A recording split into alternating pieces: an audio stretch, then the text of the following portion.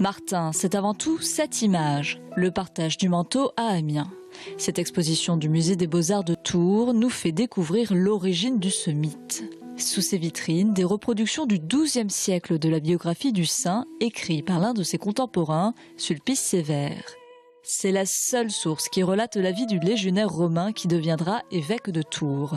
C'est aussi entre ces lignes qu'est décrit la fameuse scène du manteau. Derrière cette vitre se trouve sa plus ancienne représentation connue à ce jour. La popularité de la vie de Martin a bouleversé la vision de la foi chrétienne.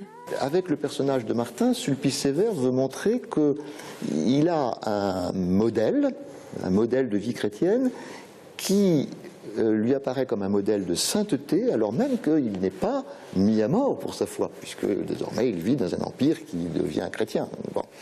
Et donc c'est un défi littéraire, un défi théologique. Et c'est en ça que c'est complètement nouveau. Dans l'exposition, Martin traverse les époques et les pays. Plusieurs œuvres ont été prêtées par des musées espagnols, allemands, italiens ou hongrois. Plusieurs théories expliquent ce succès. D'une part, la fête de Saint-Martin, le 11 novembre, s'est parfois superposée à d'autres célébrations païennes. Ces fêtes paysannes ont certainement contribué à sa popularité.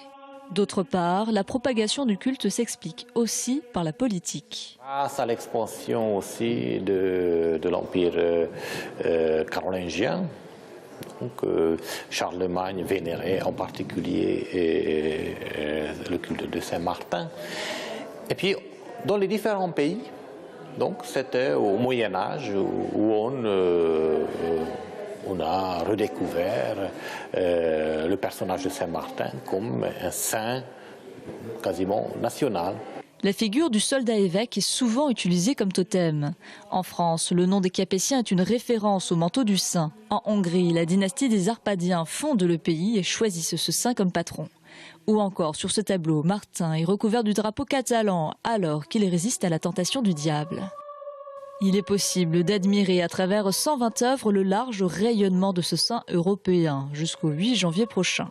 Le musée sera exceptionnellement ouvert le jour de la Saint-Martin, le 11 novembre.